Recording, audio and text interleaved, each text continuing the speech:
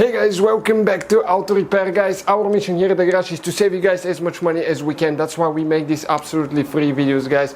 Let's go ahead and start on it now.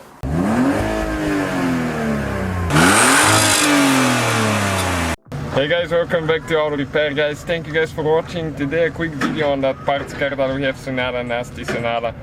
How to remove and replace the climate control, heater controls on the 2005 to 2010 generation if you have one guys, okay? This one here, some have the different controls, manual controls, this one has climate control. So if you need to remove the whole thing out, we'll show you how to do that so you can replace it. Stay with us guys, we have quite a few videos on that model, so make sure you check out the playlist. So what we will need to use now is a prying tool. Okay, trim removal tool, okay, like that. And you can see somebody used a screwdriver in the past. Never ever do that. Okay, but we'll go where they did so we don't scratch it, okay? And you have 4 clips usually holding that. Okay, but with a plastic tool you cannot hurt it. So you have 1 clip here, 1 there, okay, and 2 on the bottom.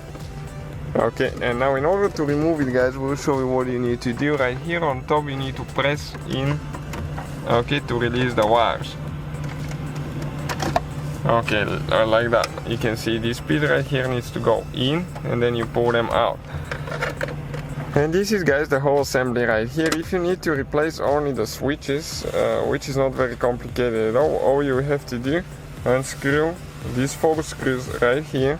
And then you have 2 on the side, 2 on the other side. And that's how you guys do it. Thank you for watching. See you guys next time. So guys, hopefully the video was helpful. If you have any questions, don't hesitate to let us know.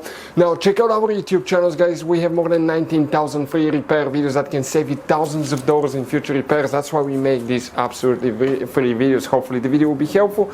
Thank you for watching. See you guys next time.